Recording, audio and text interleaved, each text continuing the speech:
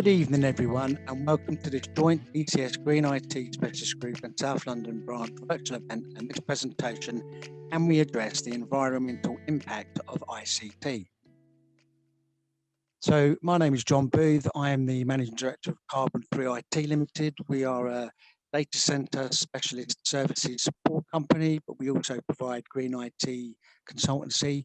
I'm the Technical Director of the National Data Centre Academy. And you can see from a long list of the voluntary engagements, I have quite a lot of experience in this field. I've also worked with the EU on various projects, Catalyst being the most recent, which closed on the 30th of September last year, and I shall be talking about that towards the end of the presentation. So, we're going to talk about today. So we're going to talk about the three parts of ICT. We're going to talk about elements, eWaste, the impact of rising sea levels and why this is important, data centres. I'm going to briefly nip into the impact of lockdown on energy systems during March and July 2020. Then we'll be looking at how we can address the environmental impact of ICT, some mitigation actions. We'll quickly look at COP26, which is occurring in November, or is scheduled to happen in November, but we don't know if that will happen or whether it will be a virtual event. Then we'll have a brief summary and a close. Okay, so 18,000 years ago, the British Isles were very much part of Europe, and the land bridge between the islands and Europe itself only failed about 9,000 years ago when the ice sheet broke. The area now beneath the waves is called Doggerland, and we'll be looking at that later. You may have heard about the Dogger Bank, which is an area where sometimes you can actually stand on it in the middle of the North Sea. All quite interesting. There are plans to put wind farms out there because of the low sea depth. Okay, so everybody's got a mobile phone. Now, who's got a smartphone like this one? I'd imagine most of you. And I bet that most of you use your phone to check emails or surf the web. Okay, so, but, have any of you thought about how this happens? Well, from your device, be it a mobile, fixed line telephone, laptop, tablet, you will access a public telephone data network. Maybe via cable or wireless, and you'll end up in a telephone exchange where your request will be routed to a data center. So this is kind of like the route that you'll take via the network through to where you need to get to. And we'll be covering that in more detail later on, but what I want to do now is quickly look at the periodic table. So this is basically a slide copied from my good colleague from Richard Lanyard-Hogg, who was an IBM Distinguished Engineer and was a former member of the Green IT Specialist Group, and he presented this slide deck meetings last year. But basically, before the 90s, we only used 6 elements in ICT, and then between the 90s and 2005, some more elements were added, and now we use almost half the periodic table, which is seriously unsustainable. And a lot of these are known as rare earths. These periodic elements are extracted from the earth. This is a picture of an abandoned rare earth mining site in China. This is child miners in the Congo extracting an element called coltan. And this is a picture of artisanal mining that's happening in the Congo area. This reminds me very much of the early days of gold mining in South Africa. So here's some pictures of the 19th century of South African gold and diamond mining. As you can see, all very precarious and haphazard. There's some really good, interesting documents online about how the gold companies eventually were all bought up and made into one entity called Consolidated Gold that was run by Cecil J. Rhodes. And there was a lot of mining accidents going on during this period. So ICT materials for PCs. Now, this data is quite old. I think it's about 2003, but there's no reason to change substantially, but more research is needed. So during the manufacturing process of ICT, there's 240 kilograms of fossil fuels, 21 pounds of chemicals, 1,500 litres of water, and altogether 1,000 different types of materials for one PC.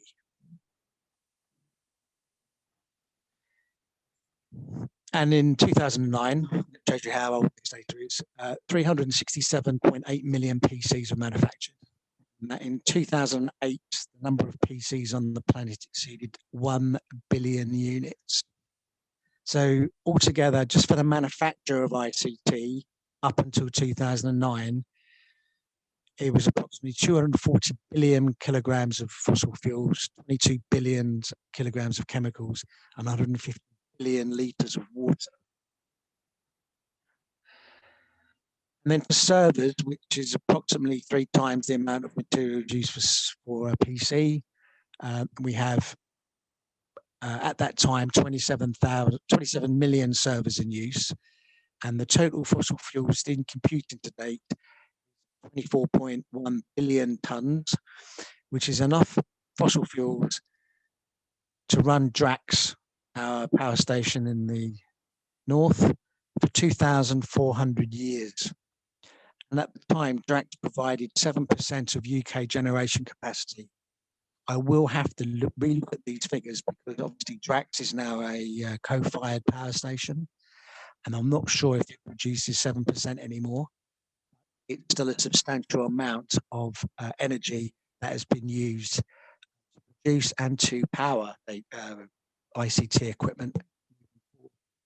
Remember that the amount of servers in use will have risen dramatically due to the rise in cloud services. Remember, this is 2009 data. Of course, which then brings on to the question of e-waste. So my mobile phone is now 2 years old, and I keep getting emails from the company asking me to upgrade it. But the thing is, this phone is quite adequate. It works. It does what it needs to do. I don't really need to upgrade it.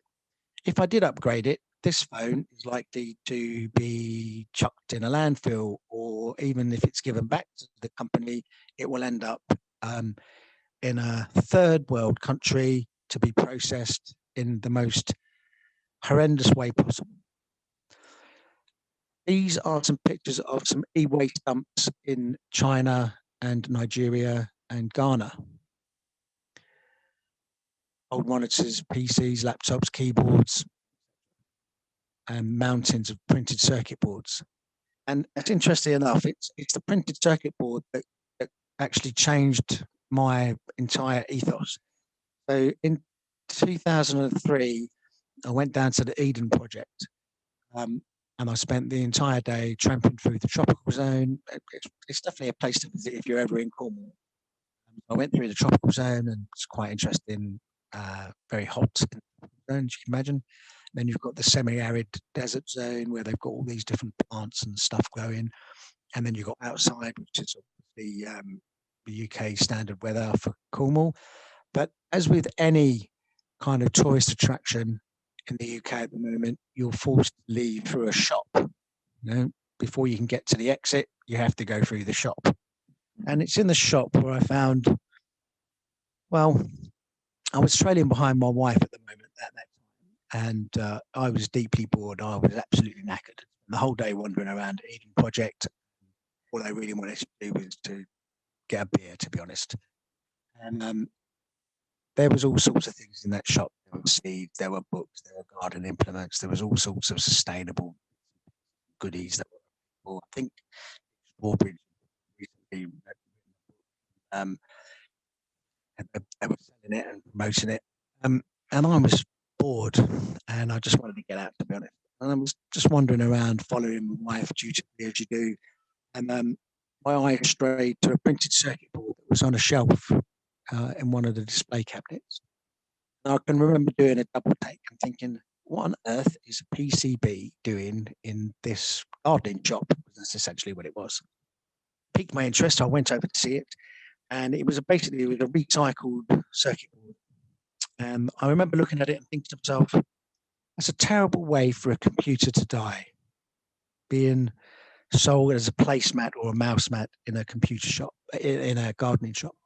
But then I look at these photographs of e-waste and I think, now that's a terrible way for a computer to die, just being dumped on a huge pile of rubbish in some third world country, polluting the soil and impacting on the people that work there.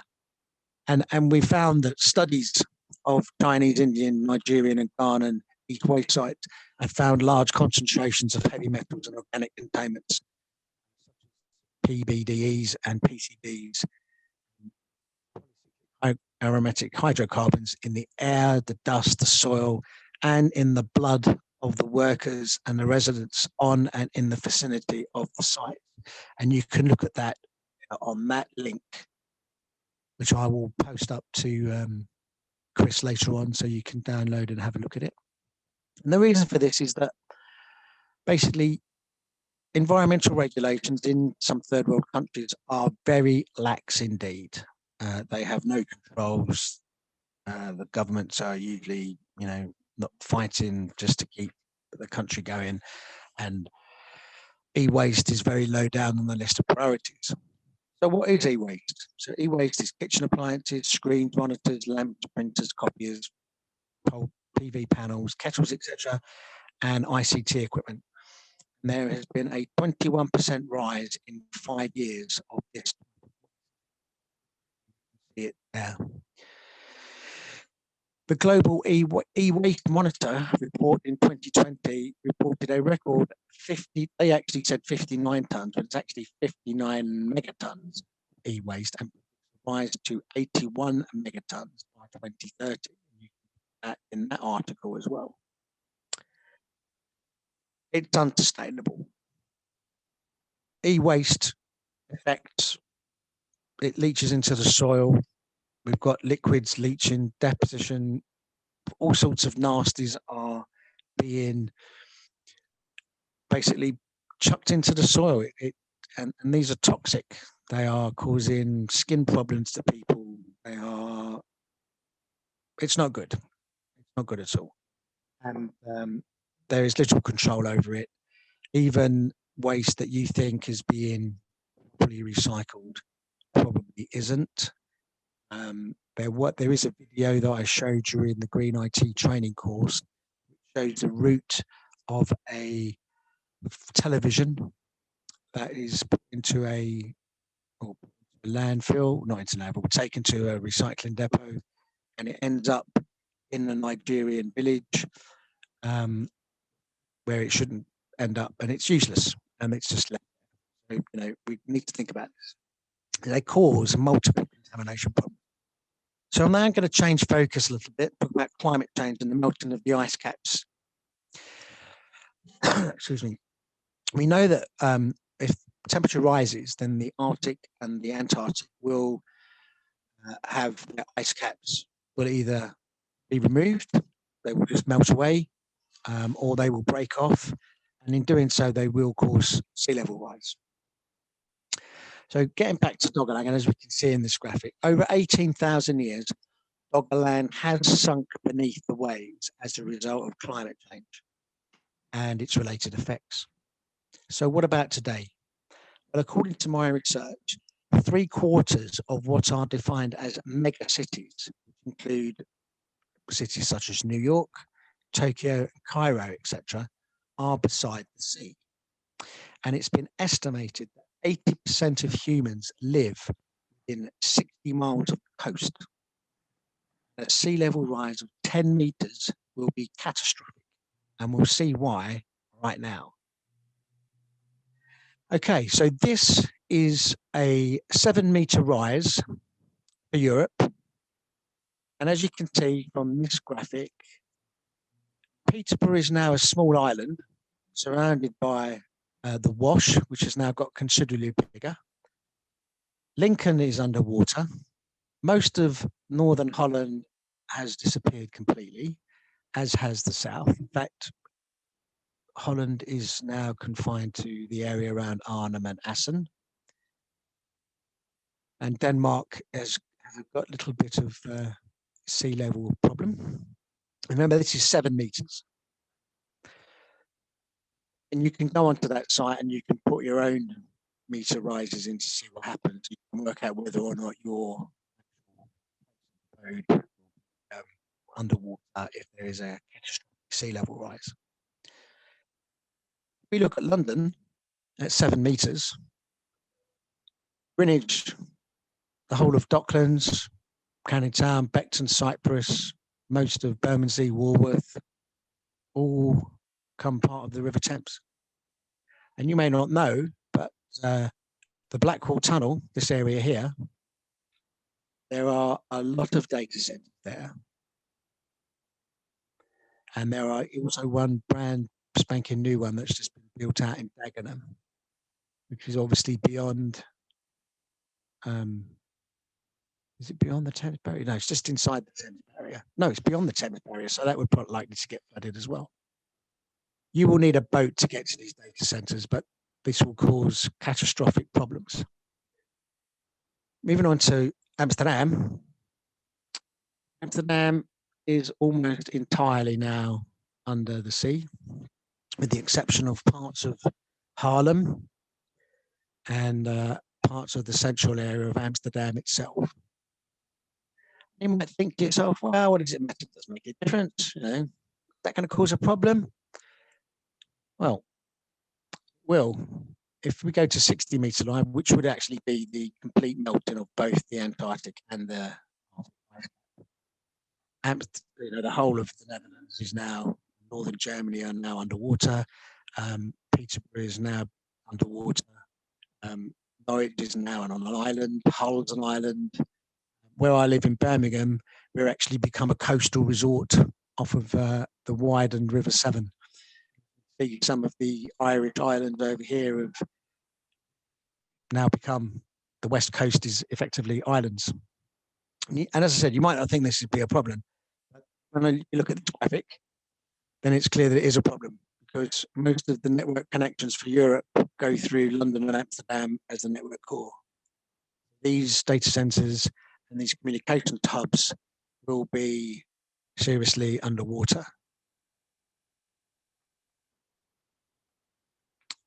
Okay. So let's go back to what is a data center. So somebody once said, it's actually a senior member of government, and they actually said, we don't need to worry about data centers because everything's in the cloud. So this is Cloud-Based 9 from the TV series Captain Scarlet. And it doesn't exist. Actually, last April Fool's Day, I did put up this on LinkedIn and said it was a picture of a cloud data center, and that you'd be surprised how many people actually thought it was true. Anyway, they're a home for digital infrastructure, and they include servers, network, and storage. And they need an electrical system, obviously, to provide electrical energy, and potentially they need a cooling system, some description. Because we like to keep our data centers up and running all the time, we have an uninterruptible power supply, UPSs and generators. And of course, then we have telecoms and network cabling systems to provide that connectivity.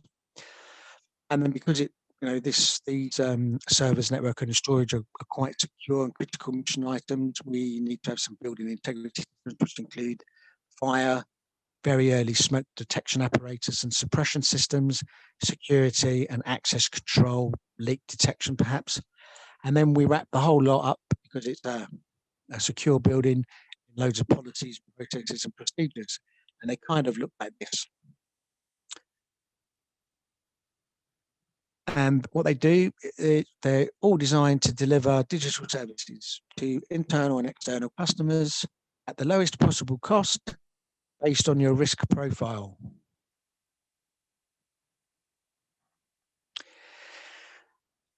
And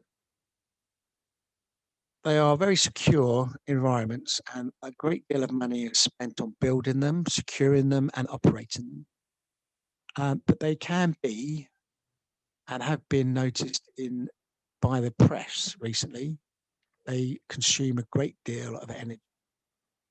So there is actually something called the EU Code of Conduct for Data Energy Efficiency, and it has a series of best practices we'll cover in a moment.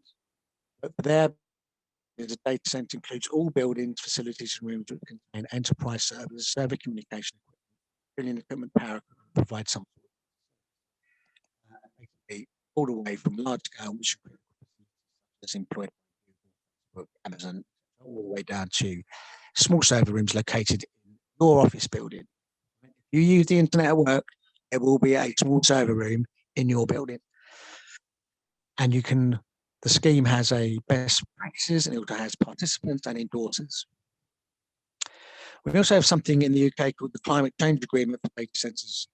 A couple of years ago, there was a lot of angst within the professional data centre classes that environmental taxes could be quite onerous on them. So they asked the government via some trade associations to think about having a climate change agreement for data centres, and I was party to that. I was asked, basically working volunteer for the Department for Energy and Climate Change, as it was, to review what had been put forward. It's only open to commercial operators. It's those companies who provide data centre services for profit and include co-location and hosting providers. As above, and as you can see, the same phrases are used by the Code of Conduct and the Climate Change Agreement, basically being large-scale mission-critical facilities all the way down to small server rooms located in office buildings. The difference being that the BAYS, which is now the Department for Business, Energy and Industrial Skills, and the Environmental Agency require those facilities to be at least 200 kilowatts, whereas the Code of Conduct does not specify a minimum energy supply. Okay, so that's the data center, the big data centers. And now I want to introduce the what some people know about Edge, right? So Edge is the brand new thing on the block. And if we look at this, it's basically an area between data centers and your devices. So we've got core data centers, regional data centers, metro head-in, that's the wireless equipment, aggregation services in small buildings. Then we have something called the Edge, which is designated here as a cell phone tower.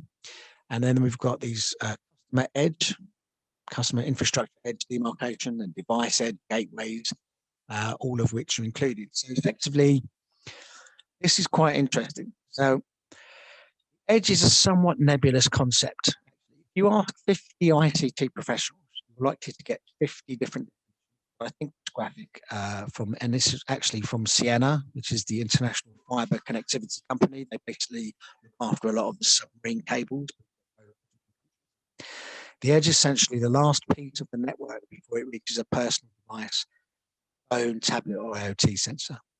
It could be an autonomous vehicle, health implant, and they can be public, such as mobile cell tower or a Wi-Fi router in a coffee shop, or even a Wi-Fi router in a factory. What we do know is the edge is going to use energy and lots of it.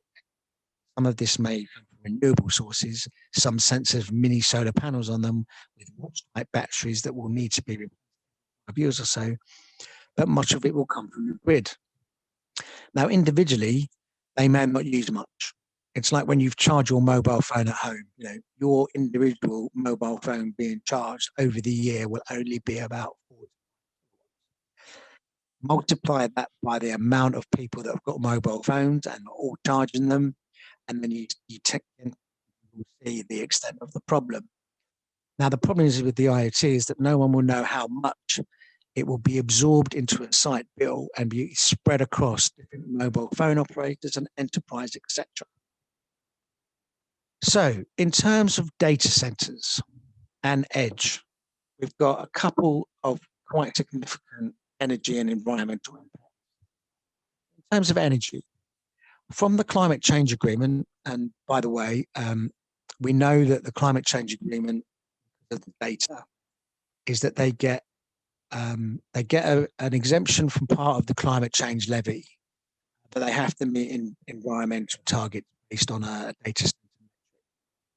Now, we know that they use around 0.8% of the total energy use in the UK. And that data comes from the Climate Change Agreement. But that was in 2017. Their third report is due imminently. I did some research in 2017, which indicated actually there was a lot of hidden energy use attributed to data centers that's not included in the Climate Change Agreement for data centers.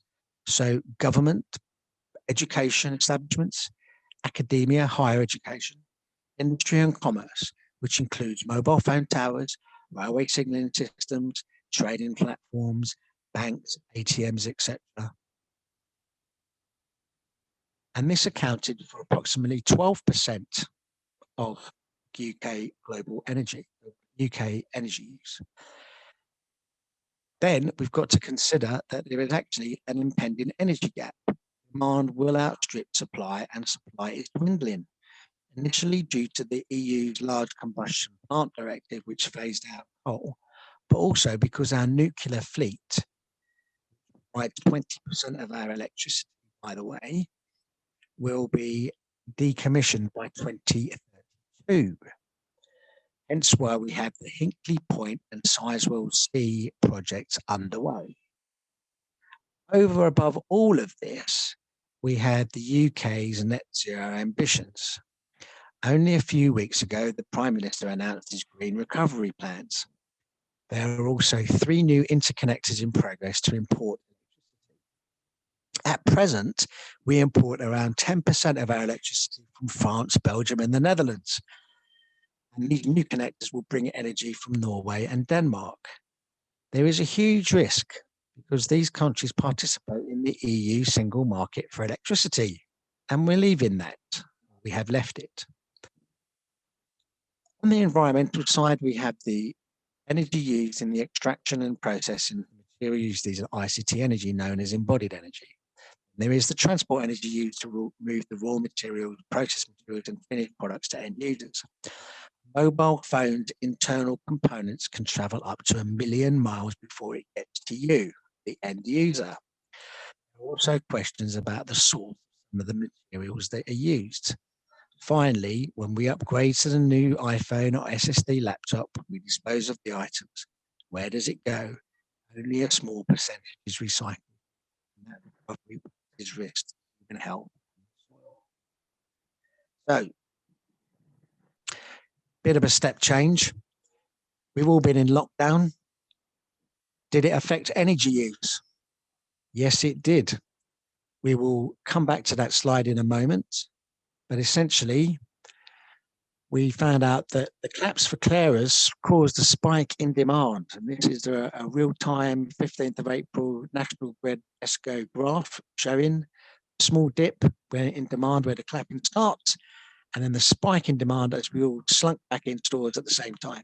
Turn the kettle on to have a cup of tea. Did lockdown affect energy use? Yes, it did.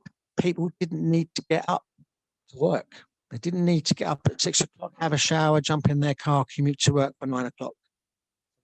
Everybody stayed in bed a bit longer. The peak started later, as we can see from this red graph here. Did demand drop? Yes, it did, substantially, and you'd expect that. We weren't at work. We weren't using computers in a commercial environment. We weren't building and manufacturing things. So obviously energy use is going to drop. As can be seen from that graph, and this is July, so this is before the second lockdown, energy use had almost returned to normal. So what did we find out? Traditional TV pickups made a comeback. So these are usually at the end of certain programs that people watch. So in the past, it used to be half time during football matches. In this one, it was clap for carers. We know that clap for carers caused a spike in demand. People stayed in earlier.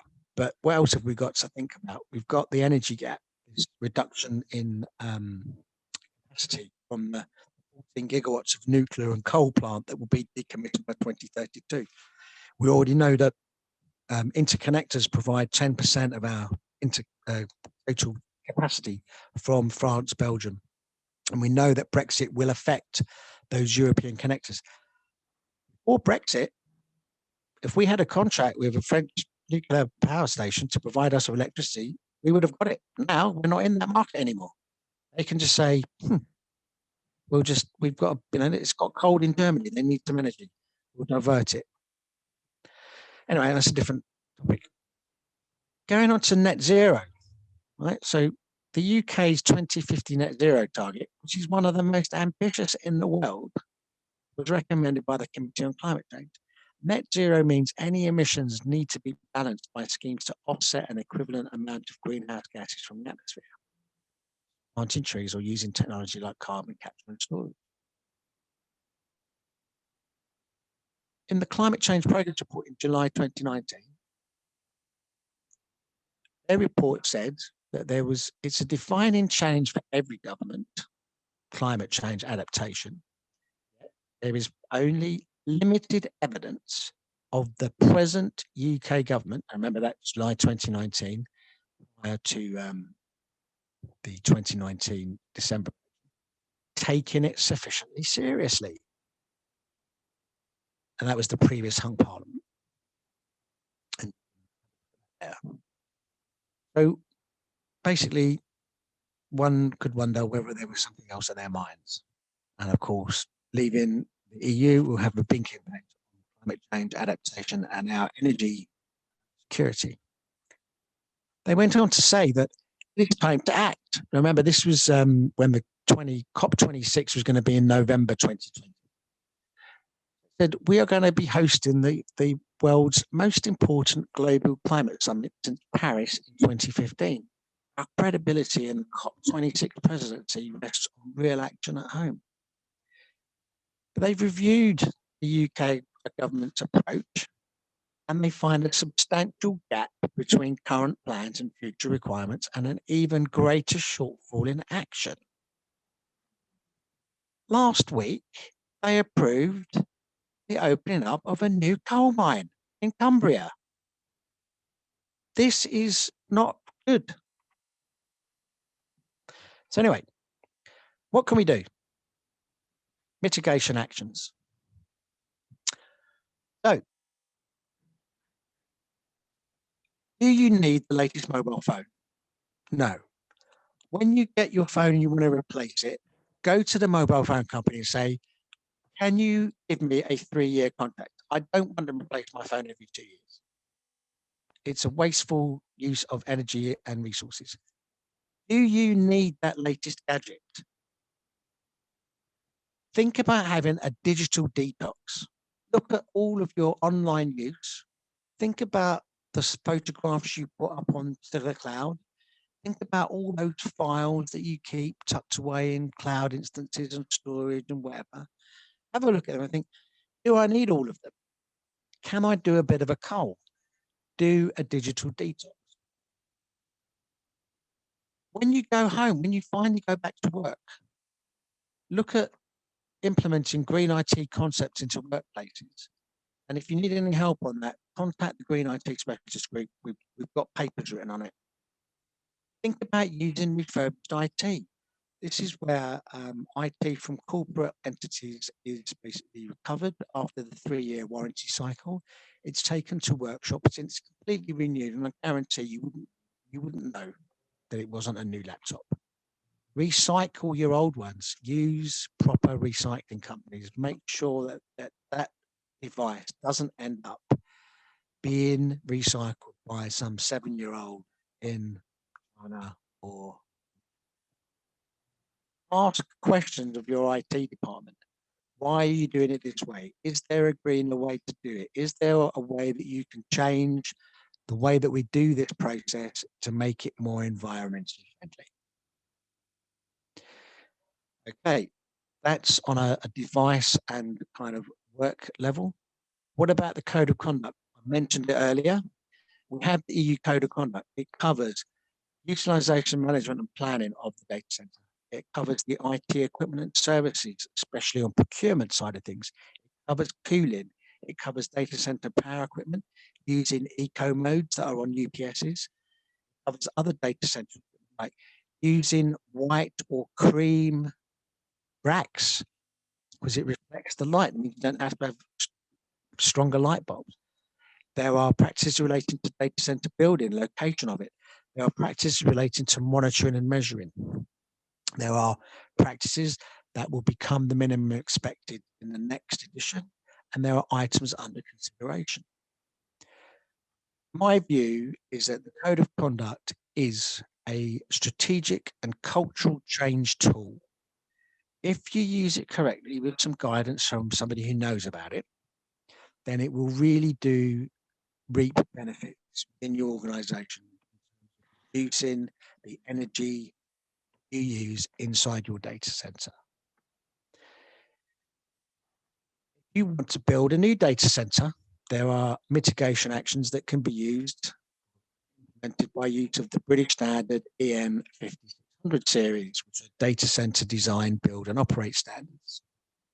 And they are comprised of the following: build general concepts, building construction, power distribution, environmental control, telecoms cabling systems, security systems. There are two technical reports. One is the Code of Conduct reformatted and put into a standardized format. And there is also sustainability guidance contained in TR 99-2. There was also a third standard, which is 99-3, and that is guidance to the use of the entire series. One point to make is that the 5600 series is now been accepted by the ISO as a technical specification, and thus will be an impending global standard. Very good news for people that are building centers. You can use the other ISO standards, such as operations, environmental management, quality, energy management, information security, business continuity, the previously mentioned ISO 5600 series, and the 3.1, which is operation and maintenance. Now, those five standards are actually in use by a lot of data centers at the moment, but my feeling is that a lot of them are merely tick box exercises. They don't really understand how the standard can help you improve your operations. I could be wrong, but from my experience, they are largely tick box exercises. Okay. A mitigation action. This is something that I was working on. This project finished on the 30th of September last year, called Catalyst. And this is effectively where the EU and others are thinking the direction of the data center is going. So Catalyst aspires to turn data centers into flexible multi-energy hubs, sustained development in renewable energy sources and energy efficiency. Leveraging on the results of past projects, Catalyst did adapt, scaled up, and deployed and validated technological and business framework, enabled all pilot data centers to offer a range of mutualized energy flexibility services to both the electricity and heat grids, while simultaneously increasing their own resilience to energy supply. Find out more information on that website. And as part of that action, we created this roadmap.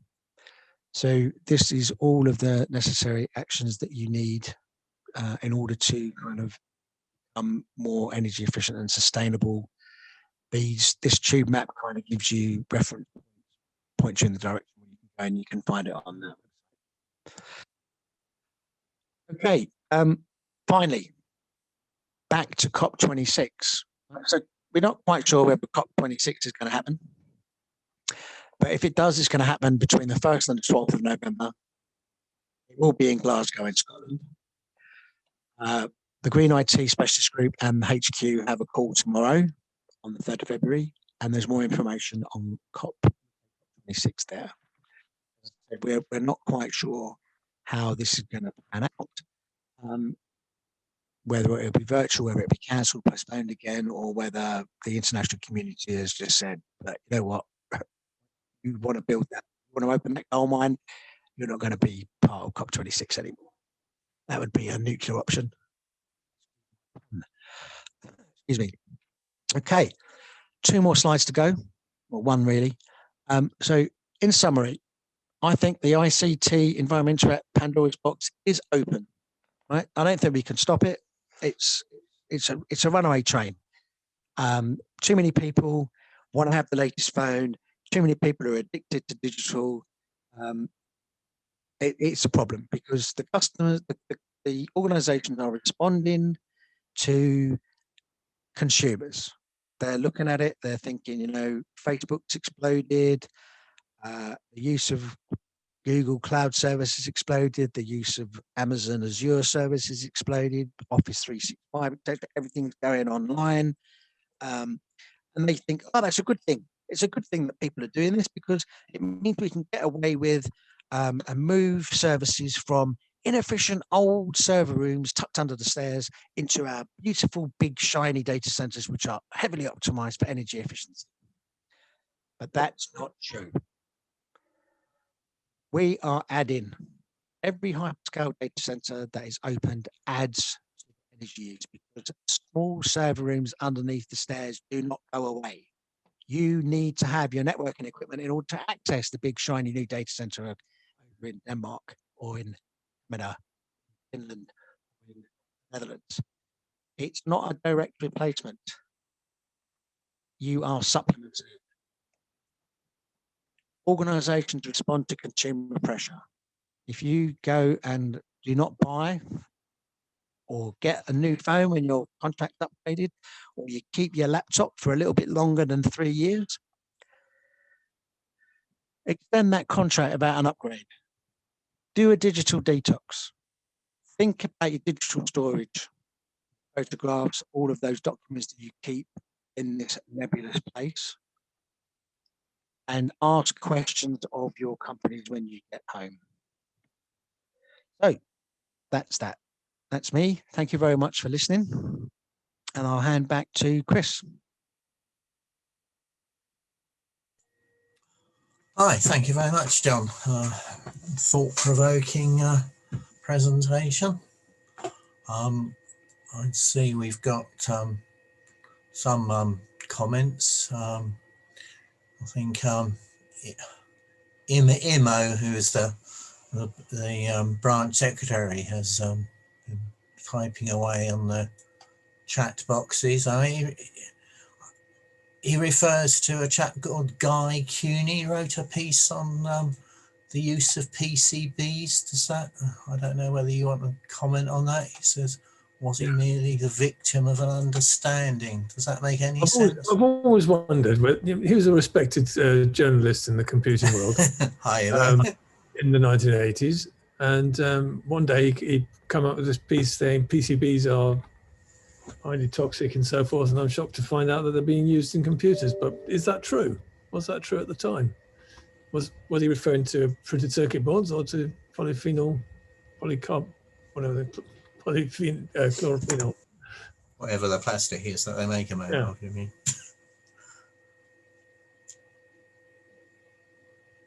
John, have you any idea? Yeah, sorry, I was on mute. Well, I think we covered that in the slide where it showed the plethora of periodic elements. So back before the 90s, there were only 6, and now we're using almost half the table. We know that some of those are elements, and you've only got to look at the soil around these e-processing sites where, you know, there is high levels of contaminants and toxic chemicals that are present in the air, the earth, the water, and people. So yeah, they are pretty volatile things. I always thought that there was a lot of recycling of these going on. Back in the 1980s, I worked on a mini computer, and there was a lot of gold on the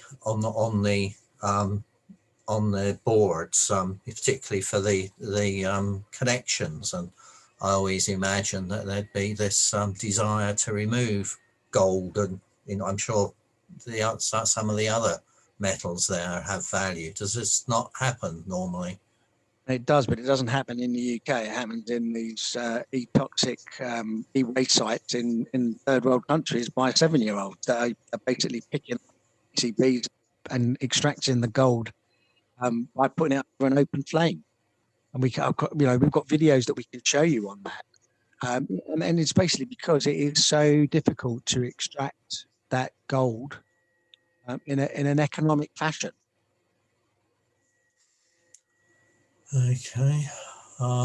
There's a little bit of a discussion on Bitcoins and the energy taken to in Bitcoin mining.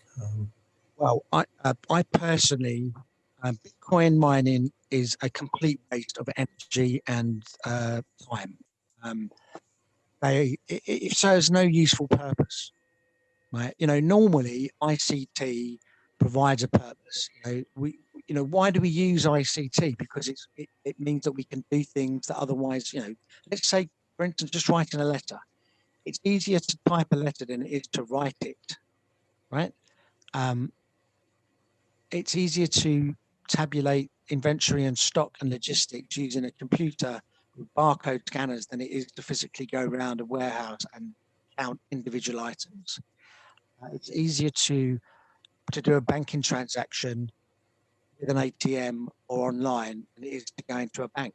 This is why the banks are closing their branches, because nobody's using them anymore. Most people are doing their banking online. It's easier. Because it's easier. And Bitcoin, what purpose does it serve? It's an artificial and there was an incentive for mining it. So you could argue that some parts of society are benefiting from the Bitcoin boom. I know of a company that manufactures an air conditioning unit, and they have literally made millions from selling air conditioning equipment to Bitcoin miners in the Nordics. But what other useful purpose does it serve? It serves no useful purpose. It should be banned. My opinion is it should be banned. It's a terrible use of electricity for no purpose. You might as well park up your Jaguar on your front lawn in your Berkshire mansion with the keys in the ignition and the engine on, just in case you want to go down to the shop for a pint of right? Now, no sane, rational person would ever do that. So why do we allow these people they're in the pursuit of a fantasy currency based on price of this fantasy currency, which is based on I don't know what. Yeah.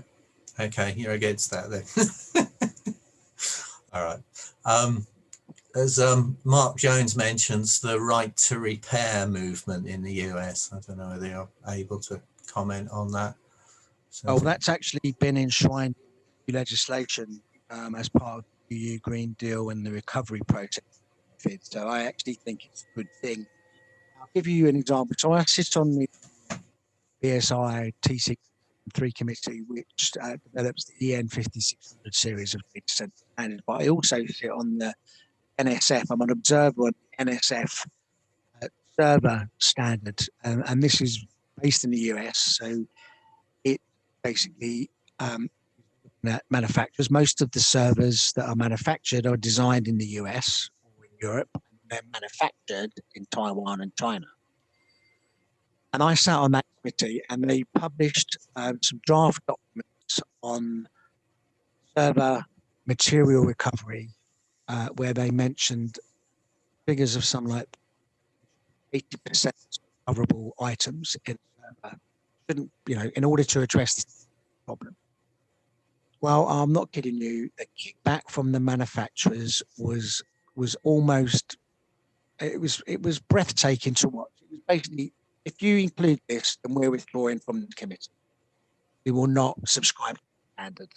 They were really anti it, and I understand why they're anti it, because basically they will need to do a fundamental redesign of the entire the way that a server works will have to be completely reviewed. The materials they use, they'll have to really focus deep. They in effect, they'd have to start again in order to meet that cycling element. Now, you know, if you buy a car in Europe from a European manufacturer, almost 80% of the materials in that car are recyclable.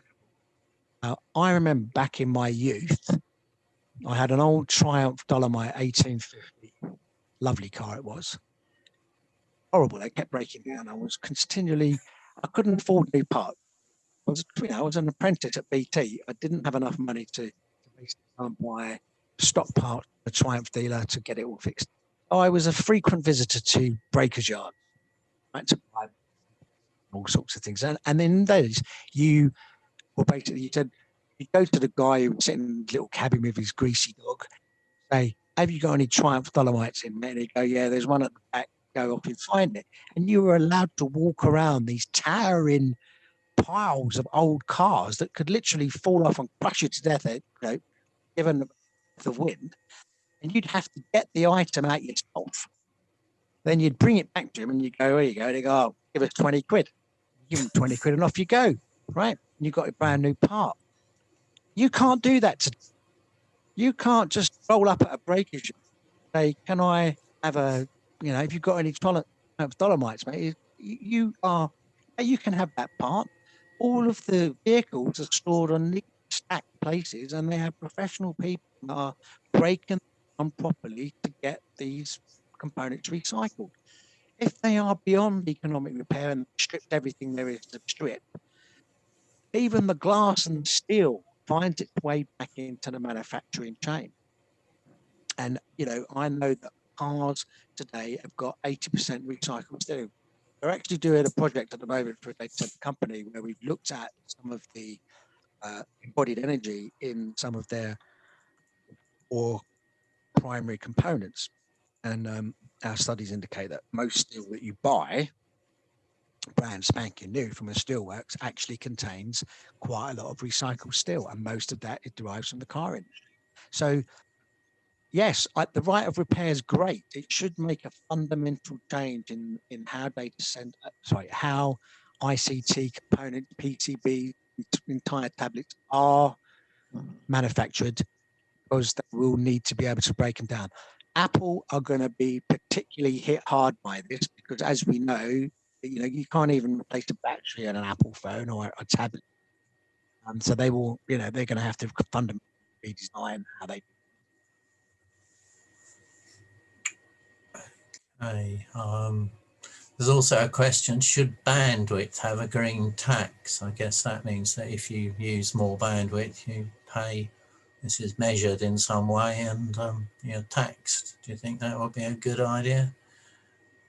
Is a great question, actually. And I want to know, and the reason for it is because there was, after the first lockdown, there was some press reports that came out and said that some I think the mobile bandwidth or the mobile broadband council had said that they dealt with lockdown particularly, and that there'd only been a 6% increase in energy use in the mobile broadband networks, and that a lot more traffic had been processed. Okay, now I want to put that into context. So mobile traffic, internet traffic, is usually measured at the internet exchanges.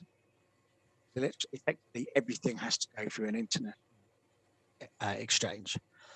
And we have a couple of those in the UK, and Amsterdam has one, and most major cities has an internet exchange. Now, if you can imagine a normal workday pre-lockdown, you'd expect a lot of traffic to occur from city centre hubs, where people are working effectively. And you wouldn't tend to see a lot of it in the rural network, you know, where you're at home to your local telephone exchange. You wouldn't expect to see that.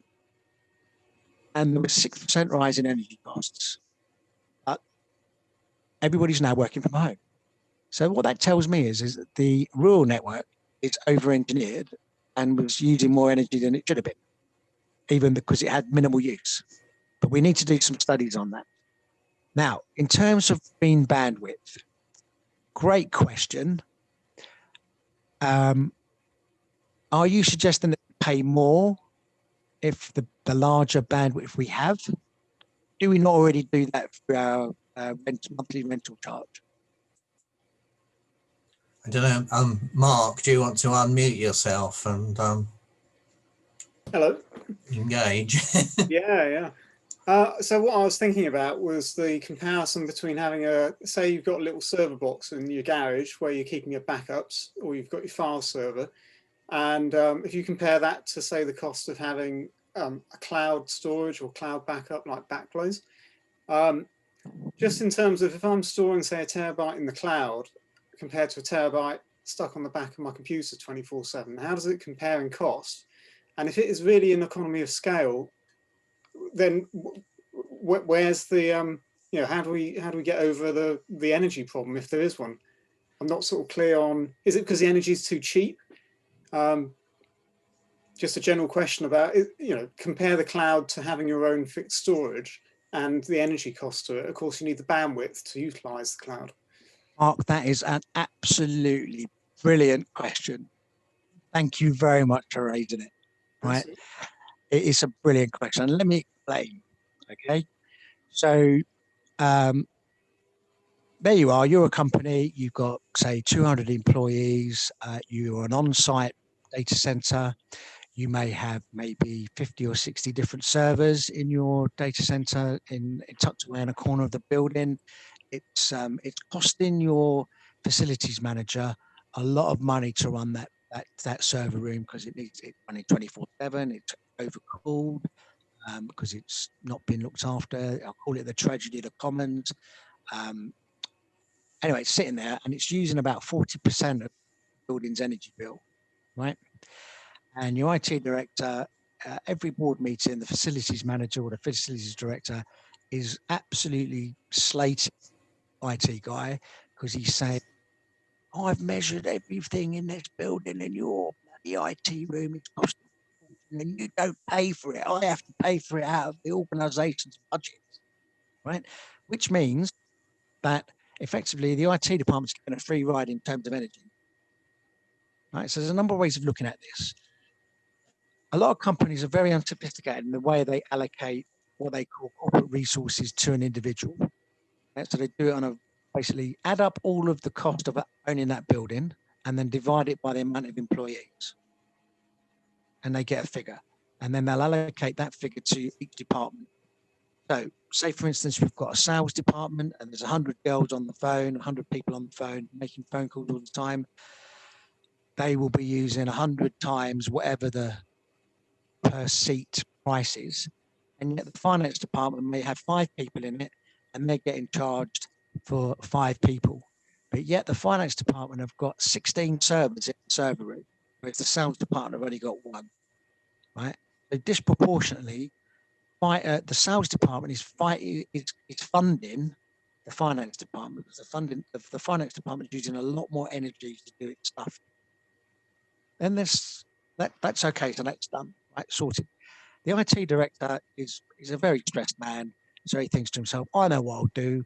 I'll shift all of my commodity compute, so file and print services, and I don't know, some web stuff, whatever, and I'll put it all in the cloud. But I'm going to keep finance stuff in here, in my server room.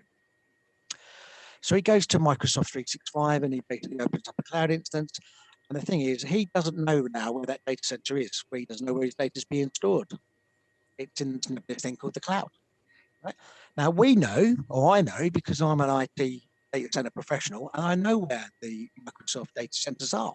There's one in Dublin, there's one in Amsterdam, and they could be scattered all over the place. And they use things called availability zones, which you guys should know. So effectively, you're running 2 instances of a company in these wonderful hyperscale facilities that are heavily optimized and energy efficient. But our organization still has the 16 servers that are finance, and the IT director and even the managing director, he's not going to let his finance data go into this thing called cloud. He's going to keep his services where he can keep his beady eyes on, keep his greasy paws on. So that server room we'll see just the commodity compute disappear. Meaning that it's only going to go down by a certain percentage of energy. It's not going to be the wholesale wonderful energy reductions that the cloud guy promised the IT director in the sales, in the meeting that you had with him, or he moved it all across. And the thing is, your networking equipment in your organization server room is your link to that commodity compute. Now, we don't know where. It's out in the cloud somewhere. And the thing is, in order to access that commodity compute, you may be going through 3 or 4 different data centers. Here's an idea. Ping Microsoft.com from a command browser and see how many hops there are between you and the originating server. Each hop that you go through is going through a Cisco or switch, probably a 6600 or its recent successor. They will process 1,000 internet connections, depending on the config, inbound and outbound of each hop. Each stack, each core switch uses 7.5 kilowatts. So there's 15 kilowatts of energy spread across 1,000 users for each hop you go through. Say that there's 10 hops. 15 times 10, 150 kilowatts for you to be able to access your cloud instance wherever it is. Who pays for that energy?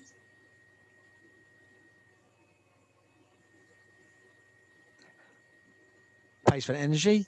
The carrier or the operator of that data center. You just pay a monthly fee to access the internet, however much it is for your broadband connection. And you may pay for the energy on your site. Everything else is the tragedy. And what these operators do is they give up some energy costs with the ability to be carrier neutral.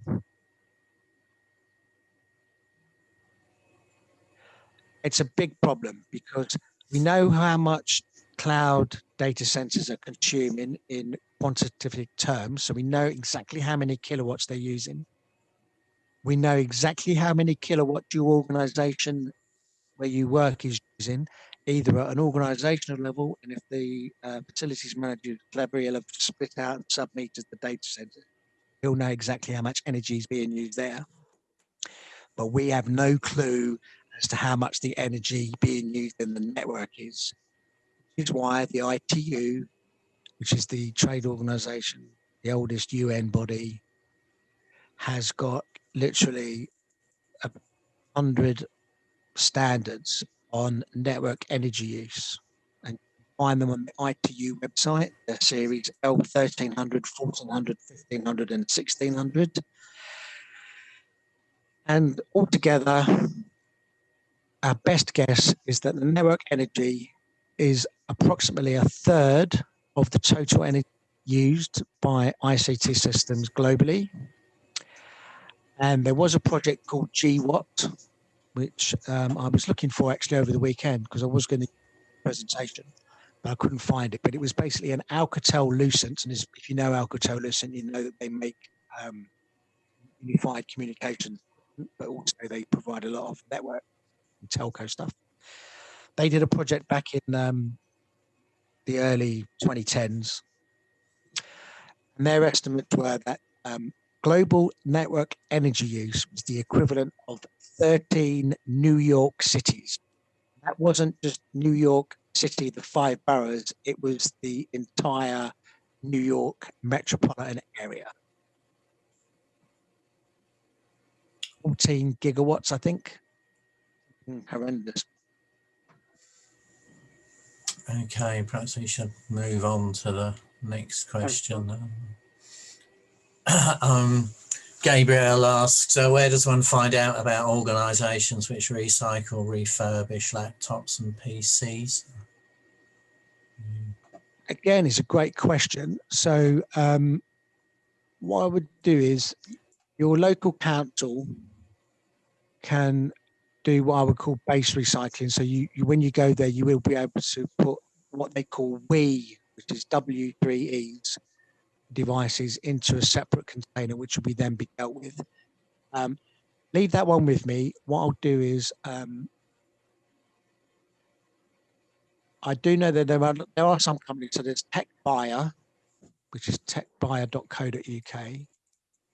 In commercial, it's usually if you have a managed service provider providing your IT across your organization, you will invariably have a recycling element, because when they do a swap out in a rollout or a straight deployment, they usually have a process to pass that on to one of the recycling and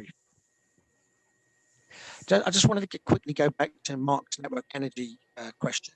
So about a week and a half ago,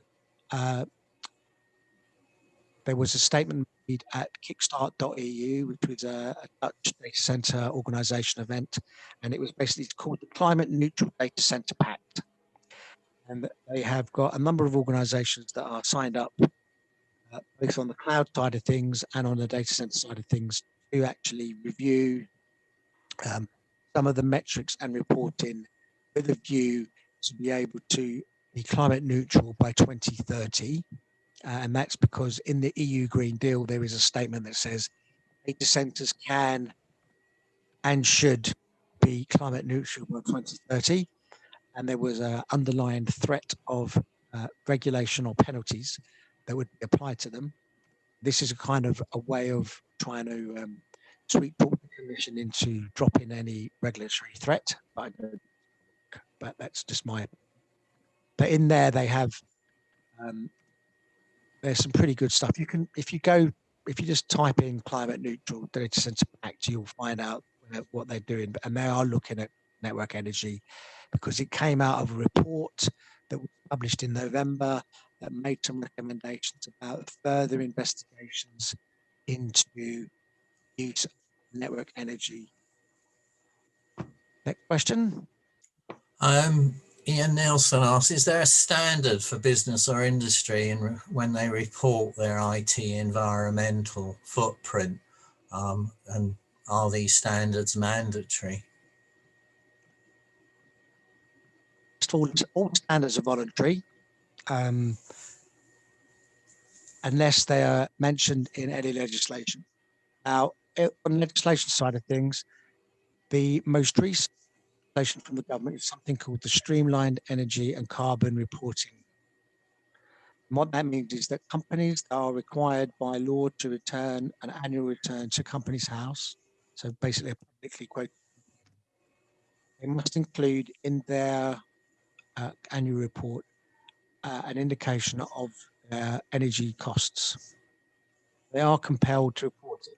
These company reports are audited by the Big Four audit companies, and the Big Four audit company is not going to sign off and allow that report to be published unless it completely complies with the government regulations. Now, that came into law on the 1st of April 2019, I think, or 2020. So it's a bit too early to say whether or not everybody's been compliant with it. But that is where you are compelled your energy consumption if you're over a certain size.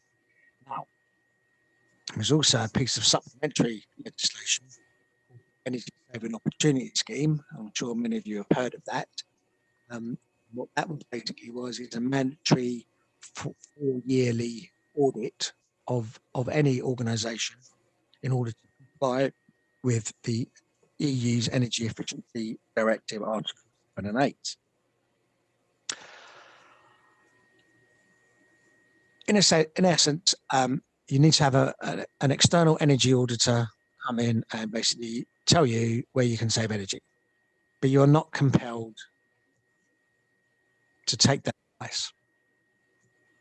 But you have to pay for the report, and you have to use a registered energy professional in order to do that.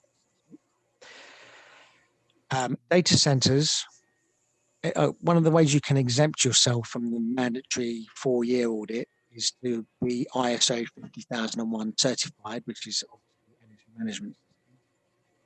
And what's happened is that a lot of data centers per se have become ISO 50001. So they're basically undergoing annual audits. And it means that the entire ethos of the organization is to focus on energy efficiency. But they're still supposed to get an external energy authorized to sign it off. So what they've done is they've basically employed a load, right? So they've got people registered lead assessors. They can sign it off internally. Bit of dark collusion, I couldn't possibly say. Yeah, those are the two main pieces of energy legislation. Who knows what the government's going to go up to? They've recently announced that they pushed back the Environmental Act that they were supposed to pass here again. So the EU are proceeding with their EU Green Deal. They have a lot of the legislation they put in place is now coming to pass, and the people are mandatory reporting it, which is why there has been this such big thing. If you looked on LinkedIn, you will see that there's the data center sustainability, energy efficiency is all over it.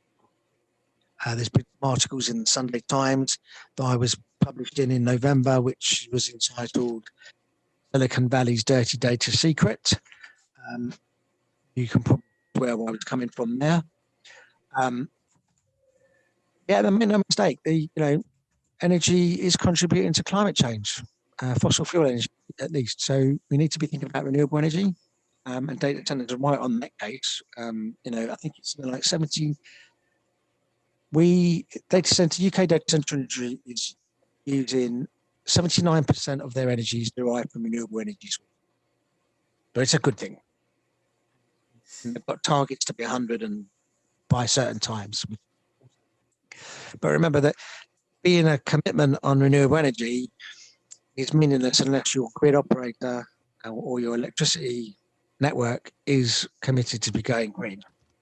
And in the UK, we have seen, so there's something called the multiplier of carbon, right? So effectively back, 6 years ago, every kilowatt would contribute something like 0.527 grams of carbon into the atmosphere.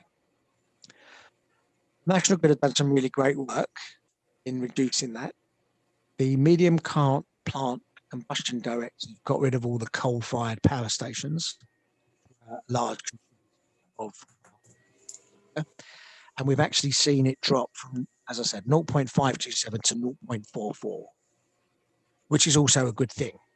So the more renewable network that comes on, so we want to see innovative renewable energy systems being installed. We want to see more wind farms. We want to see more solar panels. But the key thing, I think, is energy storage.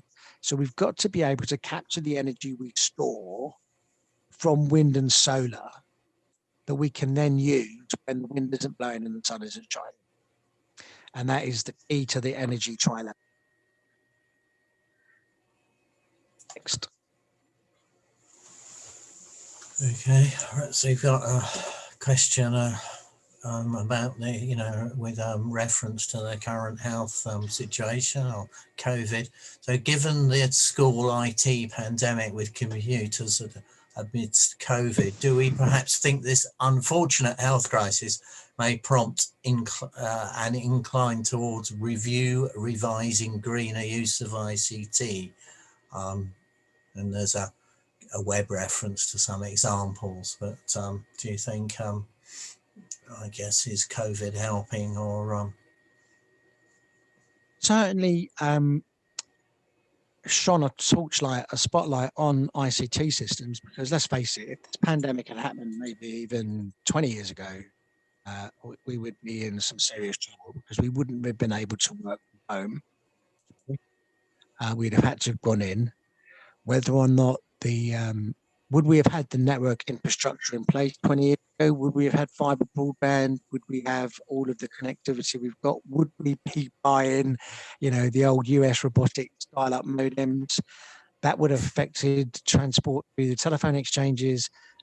I know that the telephone quality of service would have been about 4, which means that 1 in 4 calls will be successful. Or, you know, there is a certain way that BT used to run its electromechanical network so that there was just enough apparatus for when people called. Would that have survived then? I don't know. I doubt it very much. Now, the pandemic will be very interesting to see what comes from the outfall. Personally, I've got my 15-year-old daughter is in year 11, so she's been impacted quite hard. Luckily, she has her own laptop. Many of her classmates don't, and that has caused a problem. Have had to come into school, therefore. I do think that, and I don't apologise in advance for this because it is something I've been thinking about for a long time. I do think education in this country needs to drastically. We need to start thinking about remote technologies. We need to start thinking about how we structure the school year. So apologies to any teachers out there, but you know, the way that we've got the summer holiday, the 6 weeks of summer holiday, was originally brought in to allow the kids to help with the harvest. I don't know about you, but you know, put my daughter into the harvesting area and she'd kind of be wandering around and probably get cut to bits by combine harvest.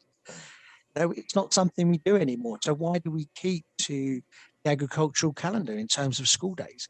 Would it not be better to spread it out a little bit so we've got 4 weeks on, 2 weeks off, 4 weeks on, 2 weeks off, or whatever, and a mixture of home and school learning? Teachers are going to have to adapt to that new regime. And let's face it, you know, a lot of teachers, schools are glorified babysitting hubs after hours. You know, there are before school clubs, there are after school clubs because people are out at work, and they're not at work. You know, I was talking to a friend of mine yesterday, and he said he's got a 5-year-old, and I said to him, "How you feeling?" He says, "I'm exhausted. I'm absolutely exhausted. I've got homeschooling. I've got a 5-year-old running around my flat. I've got work to do as well. It's exhausting. I've got other colleagues that work for companies. I've got 2 kids, and they are exhausted. They want the school to reopen."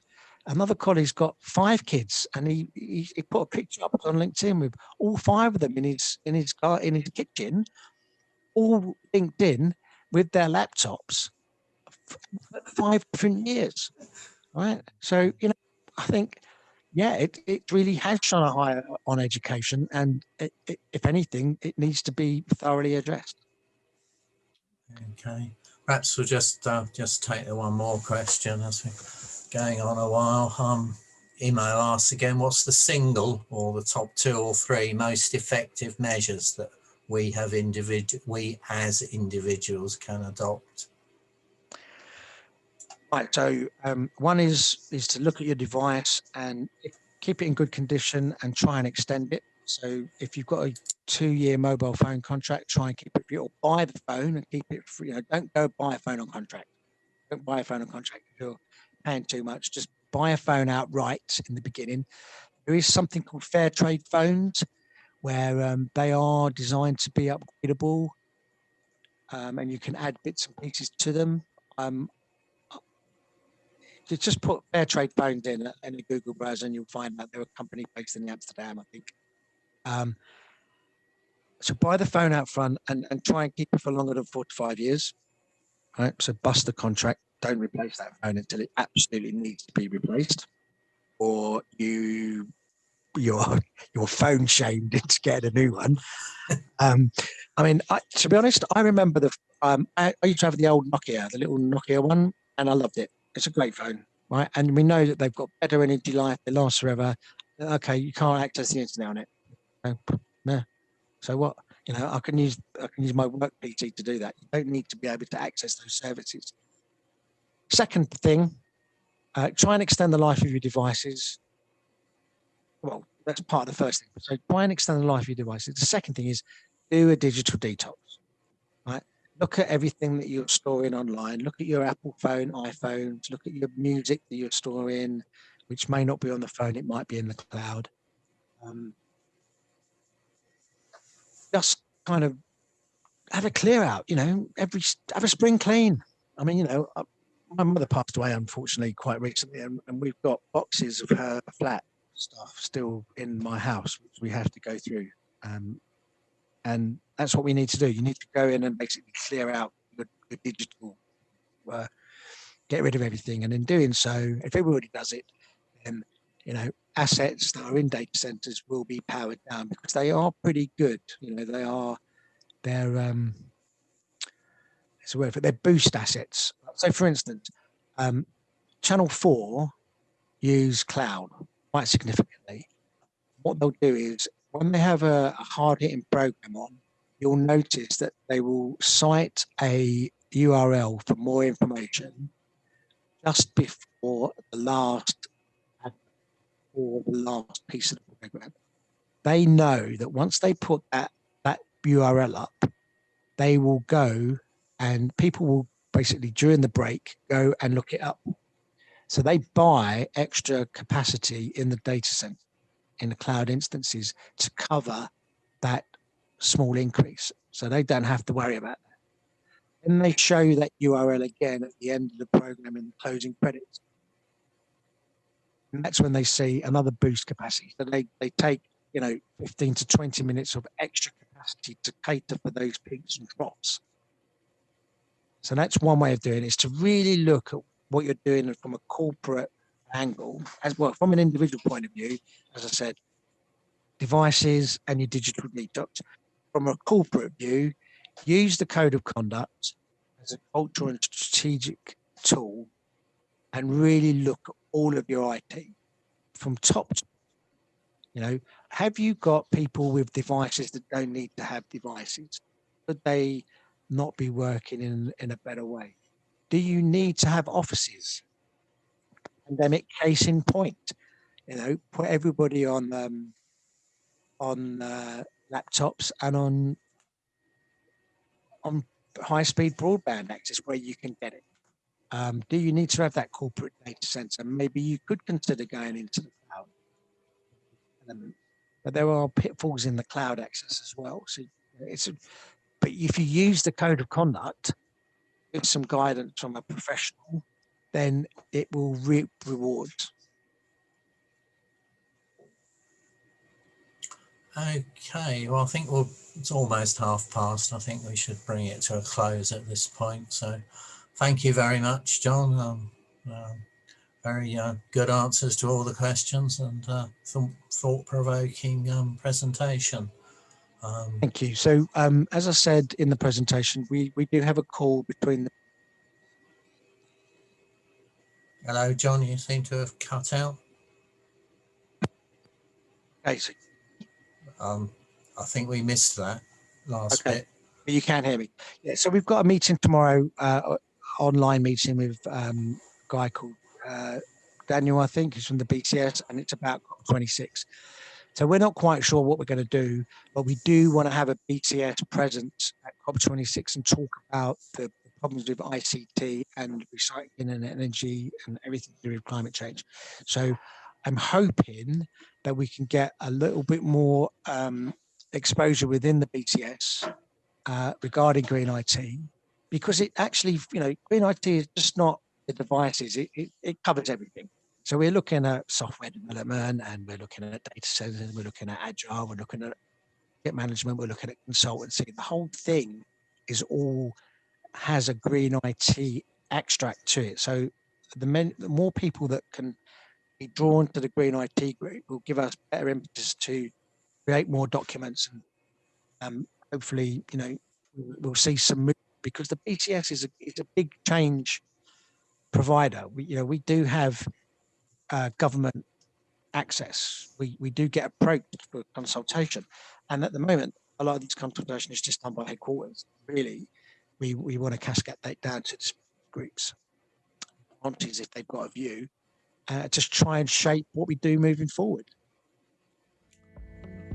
Okay, John, we normally put a copy of the slides from presentations up on the branch website. Are you able to send me a copy of the slides or a link to them? We'll send it to you in a few moments. Okay, that's brilliant. All right, well, thank you very much, and we'll say goodbye at that point then. Hey, thank you very much, and thank you for listening, people. Bye.